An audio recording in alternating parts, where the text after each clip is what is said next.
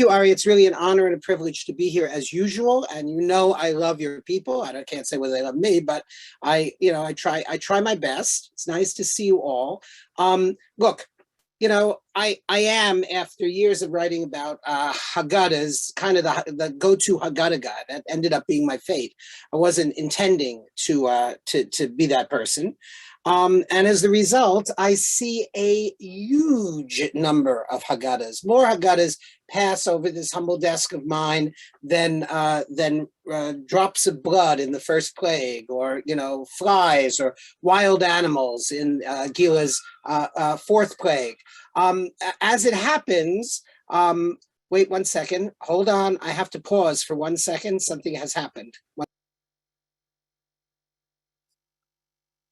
Okay, Mark is having technical difficulties, so we get to see a art image of him. But the good news is, Leon, you still there, Mark? So Leon, while we're waiting for Mark, there was a question about how to get your Beijing Haggadah, which I email in the email that I sent everybody. I put a link in to your website, but it's hard to get that. Is there a way to actually get it, or do people have to email you? I think the best at this point is to email me. Sorry. An alarm went off in my kitchen. I apologize. That's never happened before. Okay, we'll get back to the Beijing. Okay, sorry.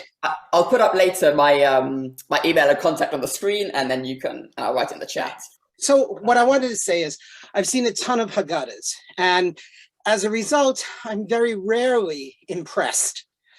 I came across Leon Fenster's work at Limud, this amazing, how would you say it, adventure among English Jews each and every year, which brings together people from all walks of life and all kinds of Jewish backgrounds.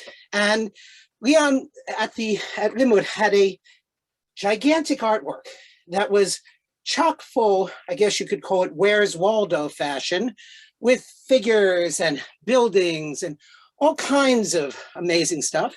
And it was not only visually intriguing and beautiful, but exceptionally learned. And I connected with Leon over a project of his called the Beijing Haggadah, which we will talk about as we proceed. But I happened to run into Leon a little bit earlier this year and found out that he's working on an amazing project now, which is, I guess, Ari correctly titled, the Ultimate Illuminated Haggadah. Now, what do we mean by Haggadah? I hope, the home service for the eve of Passover. What do you mean by illuminated? It means painted by hand, right? Or let's broaden the definition, because we're, after all, talking about, post-modernity here. Sometimes painted by hand, sometimes computer assisted. Many things go on in the creation of a Haggadah, but created by an individual, sometimes for a commission. In Leon's case, it's for his for his own artistic production, right? Which thereafter, one hopes, when there's a publisher, will sell, etc. But ultimate is this.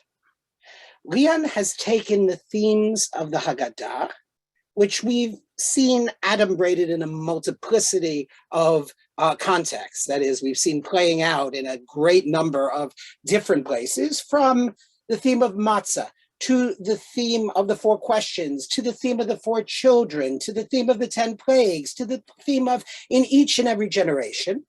And he has created what you would call visual commentary, visual exegesis on all of these themes that's simultaneously fresh and informed by tradition. I think, and I mean, I guess, if anybody's qualified to say this, I'm qualified to say it, and it's one of the few things I'm qualified to say, so let me say it.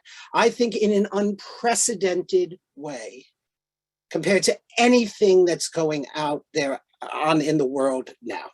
When you see this thing, and hear Leon interpret it, it will knock your socks off. We're in the process now of figuring out who's going to publish this. And there are publishers who normally, like you show them something, they're like, well, I'll come back next Tuesday. They are vying with each other to take on this project. It is so special and so unique. So without further ado, I want to introduce Leon, who is a consummately modest, extremely learned individual who is also an artist of the highest caliber. So welcome, Leon. Where are you, what indistinct background are you speaking from? Yes, I guess I'm in the midst of London, as you can see. I spent a few years living in China. Then I was for 3.5 years in Taiwan, and I've just moved back to the West. And so now I'm here in London, and actually will be in the States over Pesach in New York, Washington, and Philadelphia. And well, I must say it's both such an honor to be with you all in this amazing community that Ari has created. And Mark, what an introduction! I've never had an introduction quite like that, and so I'm blushing. And yeah, I'm just very excited to kind of show you, bring into the world what I've been working on over the last few years. Can I ask before you do that you say a couple of words about your background? Because the truth, I would look at this stuff and I would think, well, the guy is both a great artist, so he had to be trained in art, and he also must have been a yeshiva bacher at some point, or he picked up a hell of a lot of stuff about rabbinic commentary and like a really subtle, sense. This is not the Simpsons Haggadah, right? This is like this. Right. There's something, and yet you're also a popular culture maven. So tell us, how did Leon Fenster come to Leon Fenster? And I'm aware that we're not showing pictures yet. We're holding off to whet your appetite. Just like, you have to wait for the afikomen, you have to wait for the images. Go ahead. Right. So why don't I, let me take a few minutes, to tell you a bit of how I got here. And it might explain to you why, like Mark often, for me, at least for the past few years, I've just been living in Pesach all year round, living in the Haggadah. So it's like you're joining me now in my world as Pesach approaches. Right. But I think you'll see why it was inevitable that I would end up doing this. So let me, I think I am, and I am going to share a few images of how I got here. And so there's sort of two hats of my life. On the one hand, while I was in Taiwan, I was leading a small broad tent shul. So creating kind of, synagogue communities full of singing and learning. That's one of my hats. But my larger hat for my day job, as it were, is as a visual artist. And I grew up in London. I studied architecture at university, and I spent in the end, I think about 6 or 7 years in the academic architecture world and working in architecture a little bit. And my big project was creating a manifesto of Jewish architecture. What could Jewish architecture be? How could we create an architecture that embodies our tradition? Now that's a topic for a whole nother session we could do at another time. It all became about creating an architecture of exile, essentially a diasporic Jewish architecture. When I moved out when I kind of left working in architecture, and started exhibiting my art, I really saw myself as a visual storyteller. So just give me a couple of minutes, and I'll show you what I mean. So I'm going to share my screen for just a moment, and okay, can you see my screen? Okay, so I would create these, and I still do create these incredibly busy, detailed artworks that each one is a kind of world in itself. You can get lost within. So, for example, this is a drawing of the city of Jerusalem. So, if I zoom in a little, the idea was to capture the entire city in a single artwork. Wow. So as you kind of wander through and find your own path through here, especially when I exhibit these at very large sizes, 3, 4, 5 meters,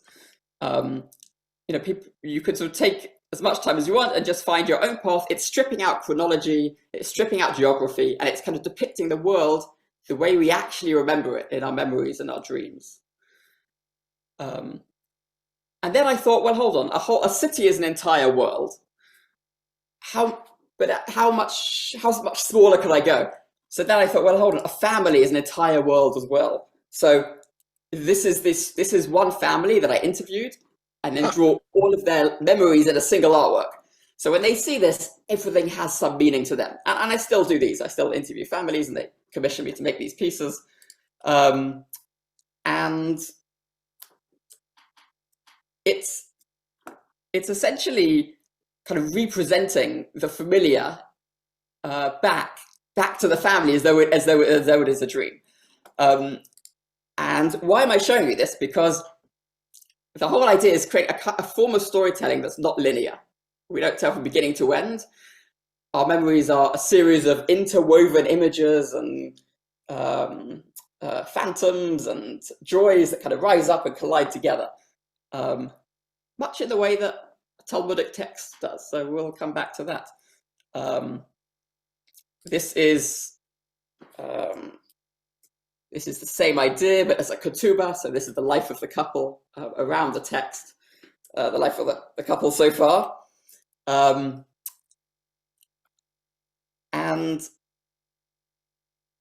then naturally, this kind of non-linear storytelling, I thought, well, where else do we have this non-linear storytelling? The ultimate place is the Haggadah. So we were just mentioning earlier, my first kind of fantasy artwork in this style was a prototype for a future Haggadah. Please interrupt, Mark, when you have some. Yes. So we're seeing. May I interrupt for a second? Please, we're seeing yes. a lot of Chinese incorporated in the ketubah, in Yes. the families, but it's Chinese and Jewish. So you found yourself right. in a community in Beijing that was a Jewish community in China, in which there were ethnically Chinese people as well as Western Jews, etc. Is that the case? Right. Yeah, so the community in China, it's really an expat community. And that's actually partly because of Chinese law. So the Chinese government does not recognize Judaism. They recognize 5 religions, and Judaism is not one of them. Not due to anti-Semitism, just because we're not large enough in number to make it into the top 5. So Chinese people actually legally cannot be part of the community there. Then when I was in Taiwan, Taiwan in contrast is a free society. It has freedom of religion. But even there, it's really an expat community. And to me, I felt, on the one hand, building community there, I was on the periphery of the Jewish world, far from the center. On the other hand, it's the new frontier, right? It's the latest frontier of the Jewish diaspora. Correct. And part of the thrill of these kind of artworks is actually just seeing, Chinese and Hebrew on the same page. I mean, historically, that's a thrill, and that's partly where the joy comes from. So I probably should take one moment to show you the Beijing Haggadah. Yes. And the reason it's proved very popular is exactly that kind of thrill, bringing together these 2 ancient cultures that almost never met, apart from a couple of brief moments historically, until now. Sorry, Leon, one more question. In the art that you're showing us, it has art and calligraphy. Do you do the calligraphy as well, including the Chinese characters? Yes. I mean, often now I'm doing sort of digital calligraphy. So, but you'll see that even when I'm doing digital calligraphy, so in my Haggadot, the text is digital, whereas the artwork begins as a drawing on paper usually. But you'll see I'm treating it the same way that you would hand calligraphy, playing and stretching and creating stories with it within the letters. So to back up for one moment, when looking at the Illuminated Haggadah that Marc so wonderfully shows us and helps us delve into, what I'm so, you see a page, you see the sort of wine stains on the page, and you think, wow, in each of these wine stains is contained something of the story of this Haggadah as this personal object for this family. And it's an incredible thing to think that this book tells this family's own story in some way. And so I was thinking, well, hold on, is there a way we could all have our own family Haggadot? So I actually would like to make family Haggadot for families. That's an idea, something I would like to start doing. But I thought, well, before that, what's the closest would be to create a Haggadah for your own city. So I've started this project of making city-specific Haggadot. So the first was the Beijing Haggadah. And the idea is that you could have, well, let me show you, and then you'll see what I mean. Why we should have these hyper-localized Haggadot. So actually I have, this here is the Beijing Haggadah. And as I said before, just seeing this with Chinese and the Hebrew Haggadah shell Beijing, this is Beijing and Chinese, on the same page is already, you know, enough of a novelty, but that's partly where the joy comes from. Just share my screen again. But you'll see inside, it's as though for one night, the entire city is taking part in our Seder.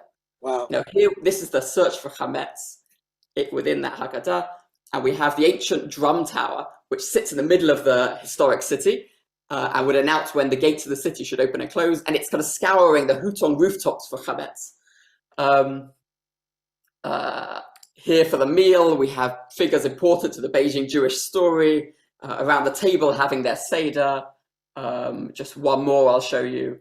Here we have some Beijing school children carrying actually the Aron Kodesh from the synagogue in Beijing, which is an old Ming Dynasty era cabinet converted into hold the Torah scrolls, carrying it through the parted sea. While on the other side we have the, oh, actually this is an older version, sorry.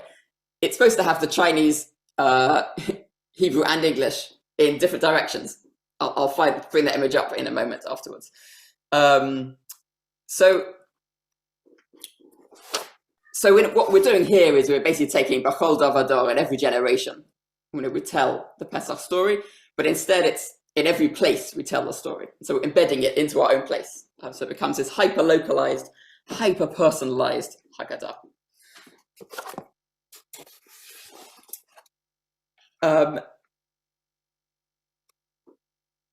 Then, however, and hopefully Mark will interrupt in one moment, because so ever since I was a child, and I was actually given the Moss Haggadah as a gift. Some of you may know the Moss Haggadah, beautiful, yes, contemporary, illuminated Haggadah. And I just fell in love with it. And I knew that one day I'm going to make a Haggadah like this. Huh. I knew I would. And then, you know, I created this Beijing Haggadah, which actually came about through, it actually was commissioned. So it was a family whose son was living in Beijing, who I knew very well. It was a pillar of the community. Unfortunately, died after leaving China. And this Haggadah was commissioned in his memory. And it's the Haggadah basically that he would have wanted to use, someone who was all about bringing his Judaism into this new culture in which he'd found himself. And however, there's a Haggadah I always had in mind that I wanted to make, which I was kind of gestating in my mind over the years.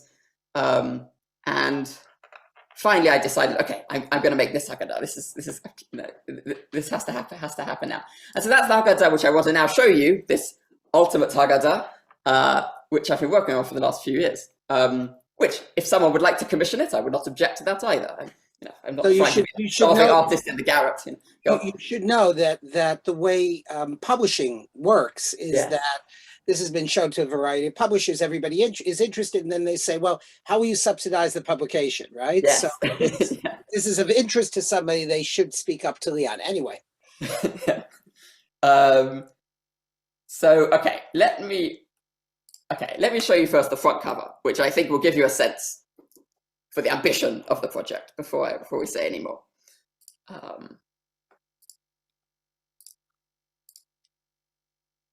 Okay. Wow.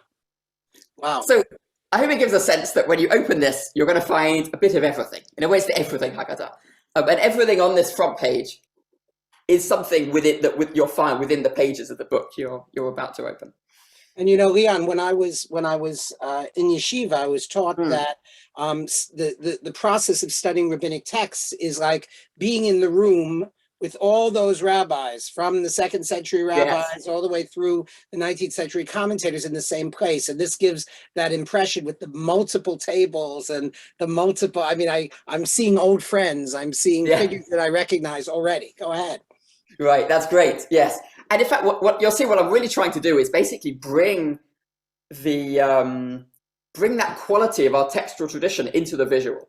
Yes. and do with the vision what we do with our texts, which is this incredible hyperlinking between different generations, different centuries, different ideas, different rabbis into one place, as we are conjuring up together on our table, and the imagery, will do the same.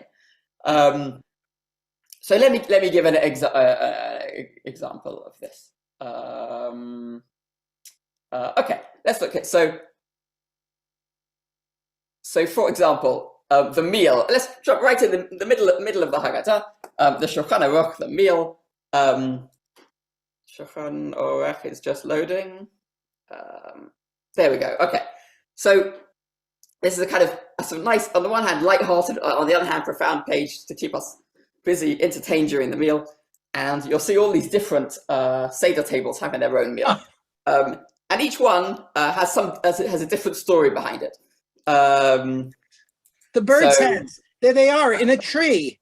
And you have in a tree. And you have Bosch's Garden of Earthly Delights at the bottom. Wow. Exactly. There we go. Perfect. Amazing. Wow, Mark, you're my ideal audience for this book. I might just give this to you. Okay. Oh my goodness. Let's see. On the side here, we have some Freudian psychologists discussing Freud's book, The Death of Moses. Does anyone know in the tree in the top left-hand corner what these birds are? Oh, they're the dove and the raven from the Yes, ark? there we go. So this is the dove and the raven having their Seder kind of reunited. Wait a second. I also see that famous Civil War Seder where where both sides joined for a Seder in the middle of the Civil War. Yes, and famous use the brick as their charoset. Yes. Yes. In the middle here we have this is Elijah Eliyahu Hanavi's Seder. He's waiting for us all to show up with his full glasses of wine and empty chairs. And then the next page will have a little story, a little recipe, a poem linked to each of these Seder tables. On the other hand, we have other ways that we're gathering things in from around the world. So, when we get to the four children, for example, this are the four children from Arthur Szyck's incredible Haggadah, with the Rasha as a sort of Hitler-esque figure. There's the four children from the Amsterdam Haggadah, the model for so many other Haggadot. Partly, I guess, good luck that it came around at the time of the printing press. This is the Offenbacher Haggadah, commissioned by the Guggenheim family in 1927 in Germany, as an attempt to encourage assimilated Jews, Sigmund Guggenheim said, to do Seders again. But it always occurred to me that when we have these usually four sons on the page, they all seem to be an odd bunch. They don't really get on very well together. Here especially, they seem to be I can't imagine what they're even talking about. They seem to be rejecting each other. So I thought, okay, why don't we sort of bring them together and unify each of them a bit more? So my version of the four children is to bring together. Here we have some wicked children from throughout history, and each one we can see here is from a different Haggadah. Some contemporary, some medieval, some from all different periods and all over the world. And we get to have this little survey of how the wicked child has been depicted over the years. And we also get to see what mischief they cause as they sort of hang out together. Now, Leon, pardon me. Yes. You did mention, just for people who are astounded and overwhelmed and don't recognize many of these people, like you don't notice that it's Chico Marx as one of the wicked and Groucho as the right. Maybe you'd recognize that, but you wouldn't know that somebody came from the old Ben Shimon Ashkenazi Haggadah. What happens, as you mentioned, but I'll reemphasize, every other page is all the elements are taken apart, and Leon identifies for you with a little graphic and a little paragraph where they came from, which Haggadah they came from. So that's a wonderful resource for learning about how, what all the sources for Leon's wonderful art is. Right. And that's really important. On the one hand, let me show you how that plays out in another page, actually. So if we look here for halachma, this is the bread of affliction. We have a sort of vaguely pyramidal structure being built by a collection of slaves, and they're building it out of different matzah boxes from around the world. And so on the one hand, everyone around the table will have some emotional connection to a different box. And so that will spur different people to share their own memories or their own relationships with these different matzah brands. Because actually, the brands of matzah is such a part of our experience of matzah now. But as you say, some we won't recognize. And so on the next page, we have a little story behind every box. Wow. From where it came from in the world, something about that company, how they came to, their story of matzah making, so for the Leon Fenster in France, we have their wine flavored matzah. For the Satmar matzah, we have the story of the two Satmar branches competing over who has the most kosher and the driest matzah. Say something about that. Say what the Aronis did. It's really funny. You can blow it up, actually. Oh yeah, okay, we can do that. I'll just read what I yes. So the Satmars who divided between the followers of the two competitors for the throne of Rebbe, the two brothers, the followers of one, Rabbi Aaron Teitelbaum, they decided to stop growing wheat on the East Coast because of the moisture. And so they calculated the driest place in the whole country was Yuma, Arizona. Wow. So they started growing all their matzah there. I think they bought the field, or maybe they had a relationship with the farmer, I'm not sure. And of course the other group said, well, no, that's in fact not halakhic to do that, and you shouldn't be doing that. Okay. In the end, they now all make their matzah in Yuma, Arizona, and that's where all the Satmar grain comes from. So no moisture should encroach. And so each box has some story like this, but it also reveals the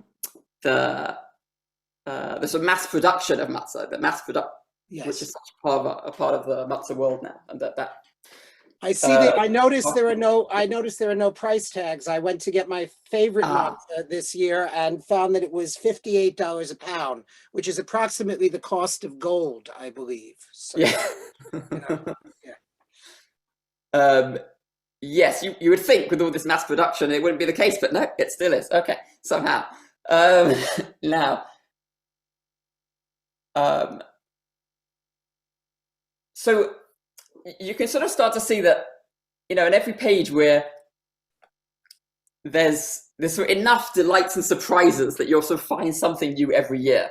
The other thing that's very important is what the Haggadah does. Remember before I said that I was into kind of non-linear storytelling. So the great thing about the Haggadah is that instead of, we don't tell the story from beginning to end, we attack it from different angles, different prisms, different, different interpretations. And, there's a trend in certain contemporary Haggadot to reinsert the full story somewhere, usually in English. And I'm very much against this trend. I think it kind of somewhat destroys the beauty of the Haggadah as a vehicle of storytelling. It assumes we have the knowledge of the story, and thus the Haggadah will treat the story in the way we do when we debate the story. So the visuals, yes. So one thing I'm doing for all of these Haggadot as well is to create, and I'll show you a version of an artwork I did for the Beijing Haggadah, which is the entire Haggadah in a single artwork. Wow.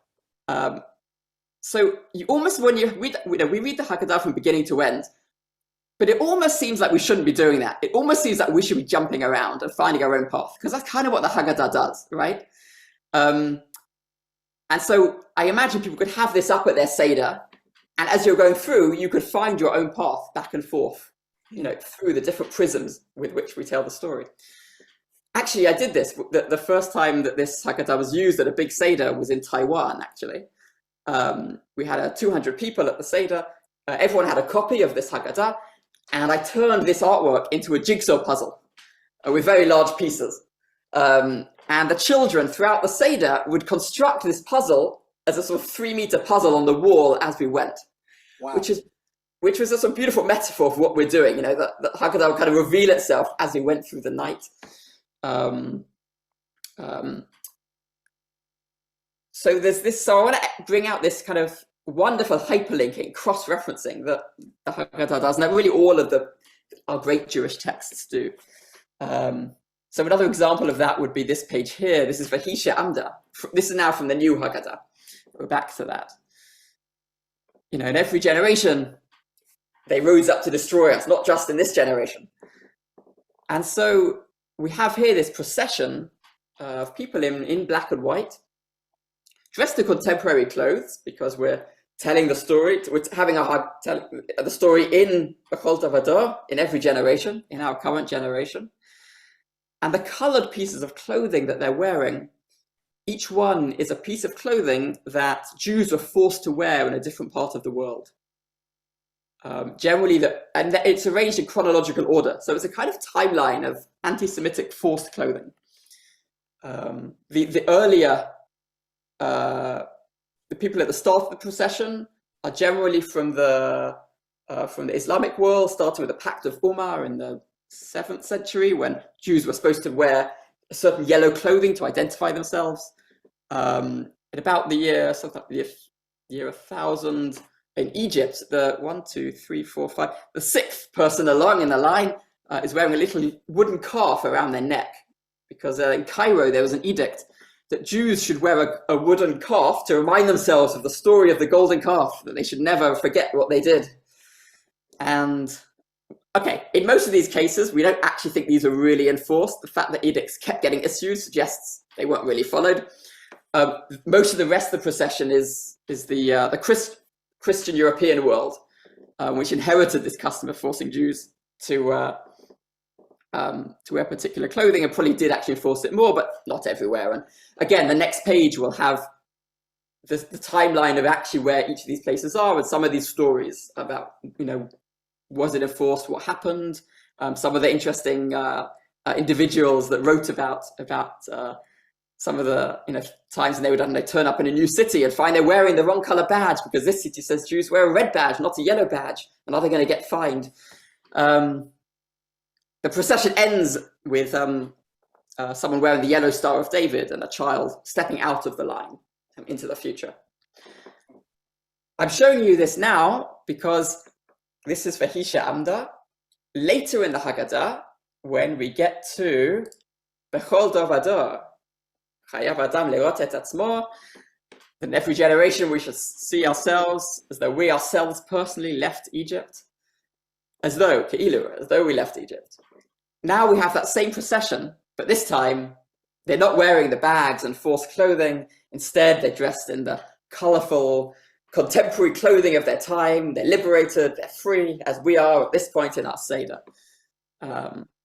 So again, and by comparing these two pages at different places in the Haggadah, you could find all kinds of meaning and stories in the differences between the two.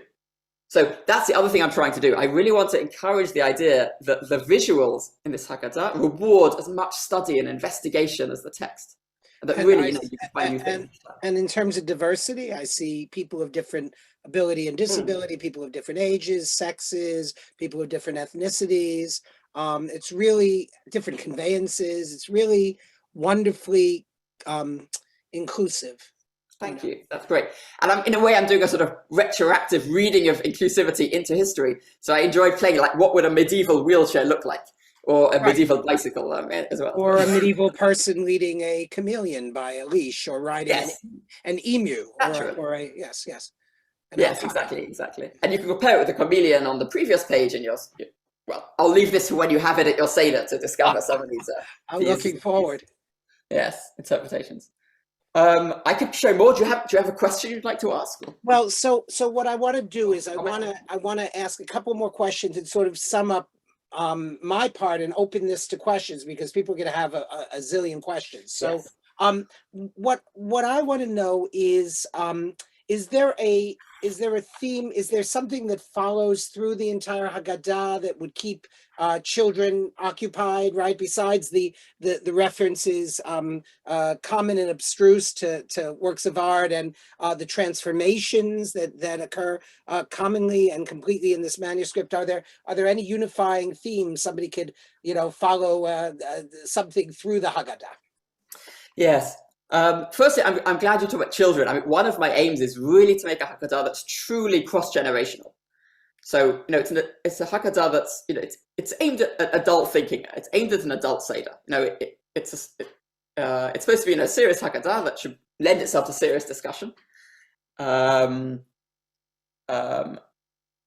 the way, for example, this page, actually, we're talking about bringing the Seder into our current generation.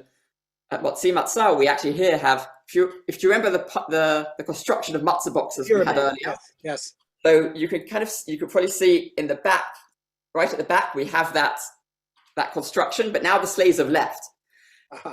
And coming out from it down the river, we have a whole series of boats and vehicles making their nighttime escape. And I always like at this point of the Seder to have people imagine, there are people, right now making nighttime journeys of escape. And each of these boats is from a specific group of refugees, contemporary refugees. So we have the Vietnamese boat people, or we have the Rohingya refugees.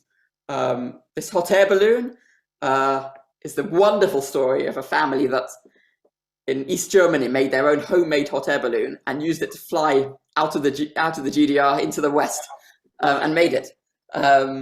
Incredible. Anyway, so recognizable themes that could be educational to everybody, but particularly to children who, for whom 5 minutes ago is ancient history. So exactly, yes. And let's say that the youngest child who maybe isn't ready to join in with those conversations, or the simple child, they'll enjoy the pictures and the visuals, and it's something that really can be used by all ages.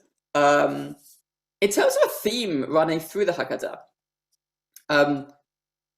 in a way, I don't have a linear theme. In a way, the idea is to keep jumping back and forth, and that you could keep turning the pages back and forth and finding new parts the whole time. In a way,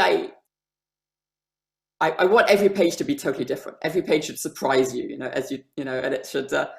And that's why, in a way, I sometimes call it, the ultimate Haggadah. Sometimes I say it's the everything Haggadah. It has a bit of everything, something for everyone. Like an everything bagel.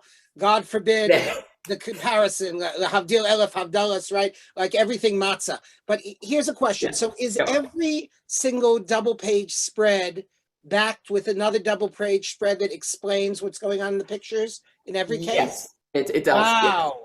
Yeah. And actually, I should say this is research. Yes, I'm still working on this and creating these pages. It's a lot of research. It really is. Every other page will have interpretations, stories, explanations, or supplemental readings, perhaps poem, all sorts of things. But it's yes, absolutely. Okay, so let me present some of the questions that have been asked, and so people are curious about a number of matters regarding the Haggadah. Somebody asked if you've made a London Haggadah. I guess the shoemaker's children go barefoot. Being a London native, London may come last, but is that in the offing? In some way, it's the hardest to do. That's right. So I'm actually working right now on a London-based artwork, which is actually going to be of Jewish London. And perhaps after that, I'll be ready to make a London Haggadah. Possible Haggadah. I'm also considering a New York Haggadah, actually. But I'm open to suggestions for where the next one should be. What text did you use? I had offered you our family text, which is in the new Venice Haggadah that Beit Venezia, with which I'm associated as director, produced a couple of years ago, and I stand by that because it's a public domain text. But I see your text, your English text, seem very clear and in line with ways that I would translate. So I just wonder what texts, both Hebrew and English. Yes. So Hebrew, I'm using, if I can say, the sort of standard traditional Ashkenazi text as it's kind of come to be today. By the way, I'm considering I am considering seeing if I can make this dual Sephardi and Ashkenazi. The differences are not vast. Right. It would be mostly about adding extra piyutim at the end, certain grammatical changes. I'm thinking of clever ways to make it dual. Okay. By the way, Also, wherever we have something that we sing out loud, I always include a transliteration as well. Excellent. I found that transliteration throughout is difficult and cumbersome, so it's good that exists there. Right. Yes. I think it's very important. And the translation is, well, at the moment I'm using my own translation, but very much influenced by all the other translators that have come before. And I look at what people have used. I ask, those Haggadah makers that I know, I ask them, how they came to their translation. Right. People are intrigued. Anita is intrigued, for instance. So just to say everything B'Shem Amro, Sandy Polishuk was interested in the language. Sharon Abramson was interested in the question of the London Haggadah. Anita is interested also in the question of the Maharal, Rabbi Yehuda Leib of Prague, and the golem, which we can see having a Seder together in the center. The golem is a sort of chocolate-looking dude, and also on this page, as we'll see in a second when it settles. Come on, there it goes. Right, having a Seder. Let's find them. Oh, up there. Together on the roof of the Altneu Shul in Prague, right? What's the origin of that? Yes. So part of this page is kind of imagining historical fantasy seders. A lot of people like to do this. Ask who would you invite to your seder? It's a common question that gets asked around the table, which is lovely. And I thought, well, okay, whose seder would we like to join?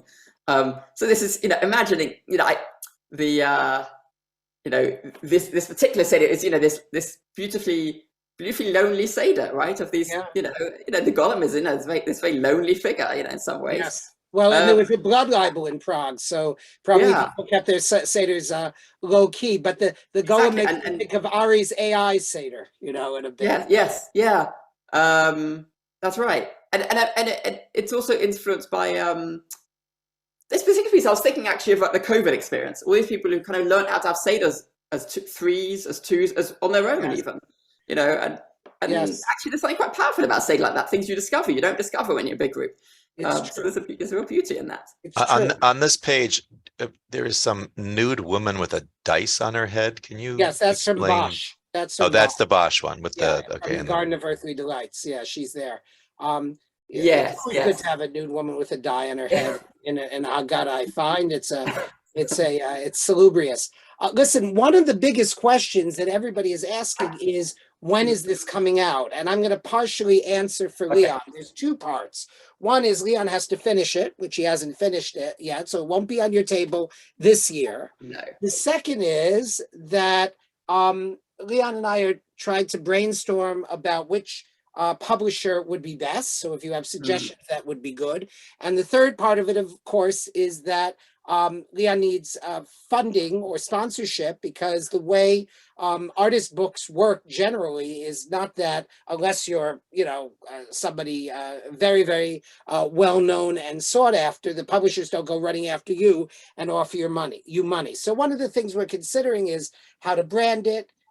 Perhaps it could be a CSP Haggadah, and sort of we set it up that way. We're thinking of a lot of different possibilities, but the short answer is that it won't be available this next Passover, sadly. But you can go into your Seder with the anticipatory frisson of having seen something this masterful and magnificent and thinking about it for your next year.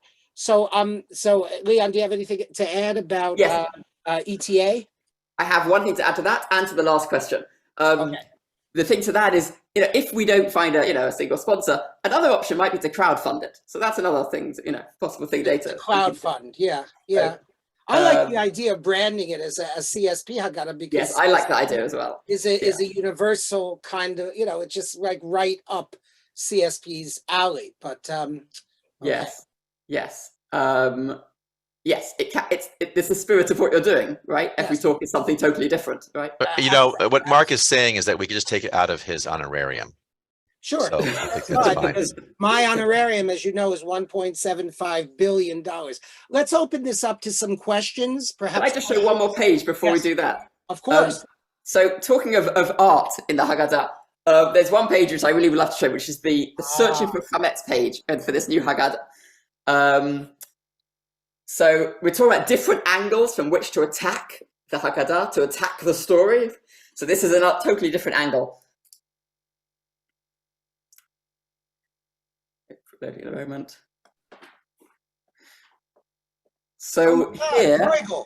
yes, Bruegel. exactly. So now we're taking the Haggadah into Bruegel's 16th century Dutch world.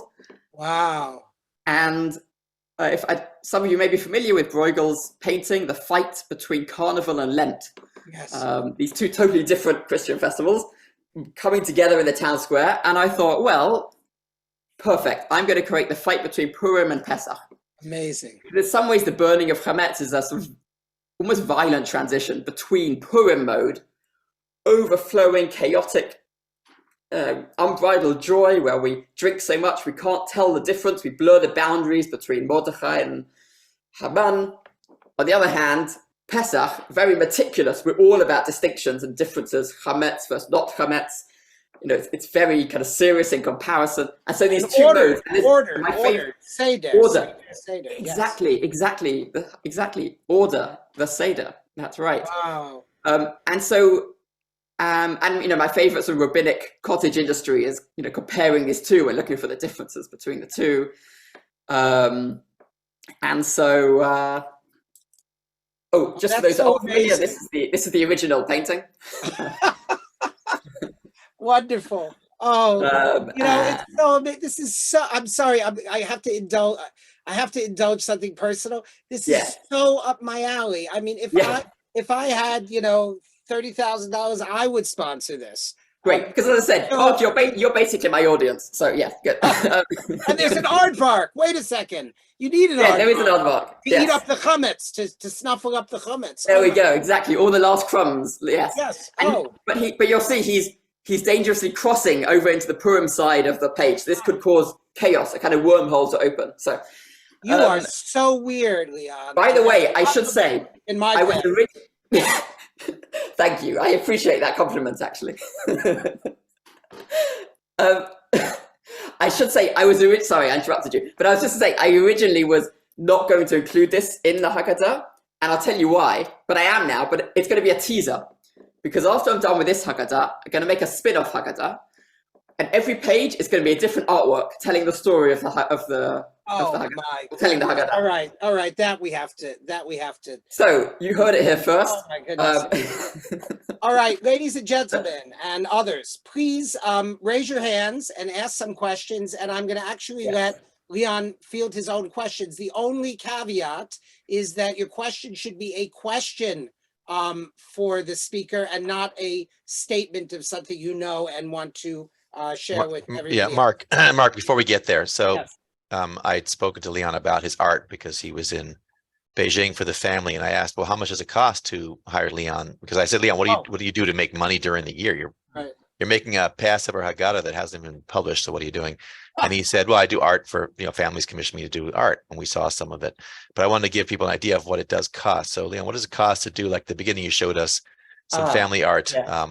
How much is that? I mean, how much time does that take of yours to do something like this, and what does it cost? Yes. Good. Down to the serious question. Okay. So they take about, to be honest, it's actually hard to say how long because I tend to work on multiple at once. But it's 2 or 3 months to finish. It takes a lot of, basically what I do is I interview the family. I take copious notes on everything from the life they want to tell me. And then I have to kind of let all these ideas percolate. And so, it takes a long time to kind of think about all the connections that I can find between the stories that I'm hearing. So the cost for these, they're not cheap. The cost of one of these, the stand-up is $20,000 US. But that can be for any size. So the idea is that once I finish the piece, I digitize it. And so we can make multiple copies in different scales, different sizes. Someone just asked me to make a 2 by 2 meter version for their house. And the other nice thing that we can do because I digitized it is, someone again recently just came and said, my daughter's off to university. Can we make another print for her to take with her to put up in her dorm room? So great. So, I'm happy to do that. So, it becomes a project of the family, and, I could work with the family turn it into whatever they'd like, and that doesn't add to the cost. Wonderful. One other question was, going back to your Haggadahs and the new Haggadah you're working and the art, are you going to make individual prints available? So people will buy the Haggadah, but they may love the print you just showed us of the Bruegel scene. Yes, is that something that will be? Yeah, absolutely. I will. And in fact, now that you mention it, I should probably try and see if I can put some prints together before this Pesach. Maybe that's too soon. But yes, I will do. They could be fundraisers to the larger project, actually. That's a great idea. Yeah, that's a very good idea. Actually, CSP may be able to auction them, but we have to, that's up to Ari how that works. We may be able to give some of them to our highest level donors in our 23rd annual fundraising drive that's coming up starting in June. So you never know. Yes, excellent. Okay, so a few quick questions. Go ahead. Okay. Tally-Ann, unmute and ask your question. Tally-Ann? They can't unmute, Mark. If you really want people to speak, which is unusual for CSP, as opposed to chatting a question, you have to unmute them. Okay, so let them chat their question. So, Tally-Ann, would you put your question in the chat, please? While waiting for Tally's question, would you put your contact info in the chat again, Leon, because people have asked for that? Yes. And then, how far done are you with the Haggadah? I mean, is it like 90% done, 80% done, 50% done? Ooh, I would say it's at a point now where I could say it's 2/3 done. I just have to create the commentary and the explanations.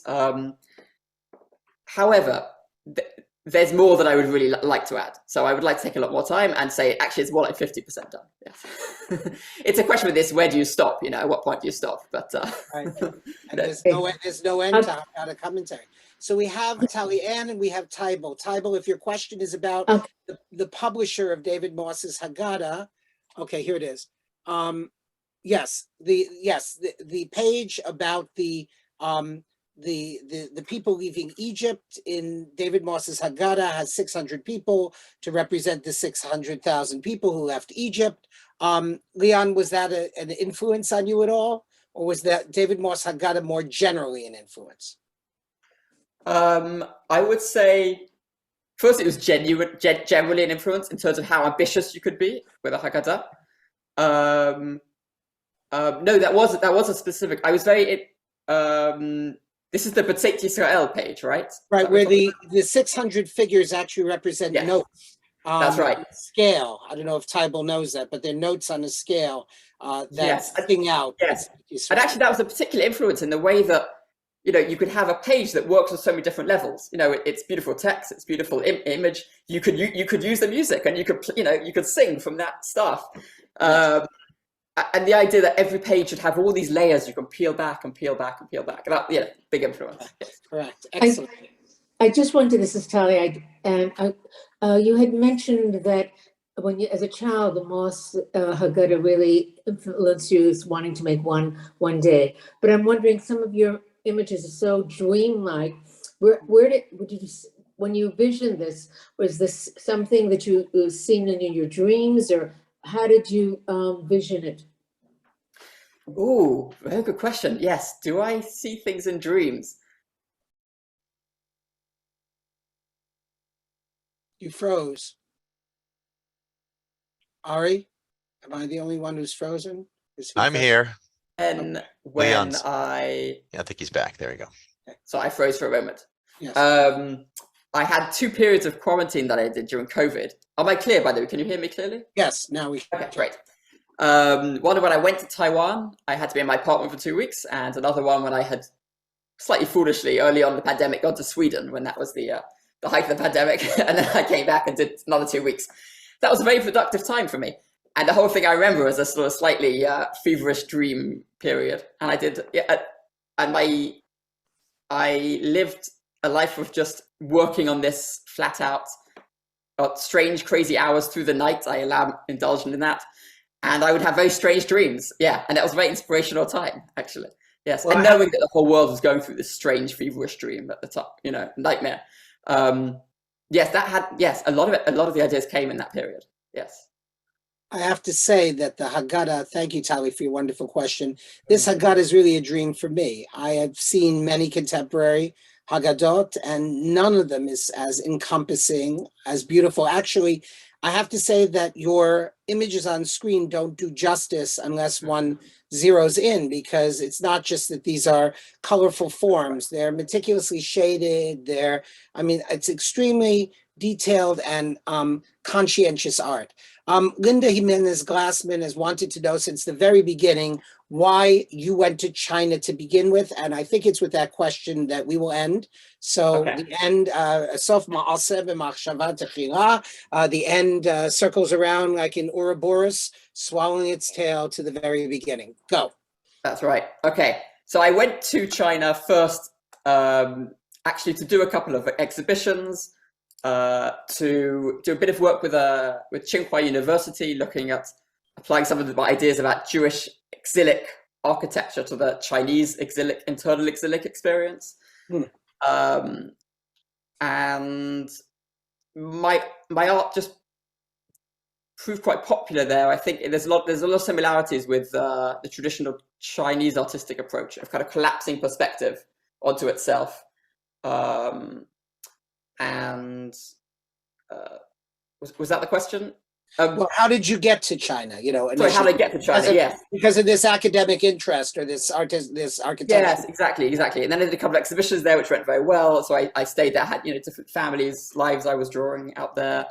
Stayed there a few years. There's a wonderful local community there, and then Taiwan was in a way the opposite. I thought about going there to kind of move my studio to Taiwan, but what actually took me there was the shul there. Invited me to come and assist at the time the 100-year-old Rabbi Einhorn, in leading the community. The idea was maybe I could even take over for him. And as it happens, I was sort of dithering for a little bit, and then when the first case of COVID reached Beijing, I thought, okay, this is time. So I booked a flight the next day. Went to Taiwan. Turned out I was very fortuitous because I don't know if you know, Taiwan did an incredible job with COVID. Life just went on as normal for the entire kind of 2-year period. It helped that their vice president, by chance, was an epidemiologist. And so, we had this we were growing the shul with life going on unimpeded, really. And then finally, after a decade in Asia, I thought, okay, maybe now it's time to head to London and the States as well. So could I finish by just showing you one page? Sure. Yeah. So you're talking about things that we're not quite doing justice on the screen. Some of you may have seen a smaller version of this image. This is the appropriate to end with as we end our Seder. Well, not quite, but end part, the formal part of the Seder. Leshana Haba'ah B'Yerushalayim, next year in Jerusalem. And my depiction of this page is essentially a sort of tapestry, an interwoven amalgamation of different artistic depictions from throughout history, of artists who themselves had never been to the physical city, but were kind of drawing the, as Rabbi Yochanan in Ta'anit says, the knitting together of the heavenly and the earthly Jerusalem. But actually, again, you have to see it up close, and that's why I really am excited for people to have this on their Seder tables, because as you zoom in, kind of come closer, we see that in fact these artistic depictions, you probably can't even see it now, but are populated by elements from the present-day city of Jerusalem. We have the aroma coffee cup here. We have the recycling bins, the Egged buses, the Bezek phone exchange on a depiction of the temple. The Hebrew University Tower, yes. Yes, there's something in there about the temple of the priests being a sort of ancient telephone exchange in some sense between the divine and the earthly. Amazing. Petrol station. So again, so as you delve in, you also see the humor of it. Trying to combine things that were never combined historically. The joy of putting contemporary Jerusalem into, say, the depiction of Jerusalem from the Nuremberg Chronicles. These different historical asides. So I hope the more and more you delve in, the more you'll find. Well, thank you so much. And Tali, you talked about dreams. Leon, you have willed this, and it is therefore no dream. It is something that's manifesting in reality. I wish everybody a Zisen and a Kashrin Pesach. If you write to Leon, he can let you know the details of his trip to the States. Perhaps there's opportunities to get together when that does occur. And we look forward to seeing you at the next CSP event, which is probably in 7.5 minutes at the pace at which Ari operates. Ari, again, it's a great honor and a pleasure to be here. And hi, Mom, and I'm sending my love to everybody, and really have a happy, productive, kosher, growthful Passover. And Leon, I'm so glad I get to meet you, and I really, really, really hope that this encounter with these wonderful people will result in some collaboration that can actually manifest this this book, which is going to be big in reality. So thank you so much, everybody. And I should say, if anyone has, thank you. If you have suggestions for places to do talks or workshops in the States, please let me know. I just really thank you to Ari and to Marc, and it's really special to meet you on, see this community. So thank you so much. A big thanks to Marc Michael Epstein for bringing this program to our attention. So Marc is not only the educator and a funny human being, but he's a source for CSP programs. Marc, I don't know if you really look like your mom, but it's nice to see your mom there on the screen. There you go. I think my dad is here somewhere as well, actually. Oh, wow. It's like a family reunion online. Wow, this is Is your dad single? Just asking. Okay. Never mind. Unfortunately not. No, sorry to disappoint. All right. Okay. Well, we are, by the way, I see the Rubens on here. We are trying to work to bring Marc Michael Epstein to Orange County to hang out at the Rubens house. You know that, Marc. So they bought me. They bought you. They did. The woman is acquired. The Rubens are just choosing what outfits they'd like you to wear at the meal I love at their you, house. Rubens. We're looking forward. I can't believe he rooked you into this deal. It's incredibly. They have to put up with you for at least an hour in their house. And I promise I'll wear different glasses every day. All right.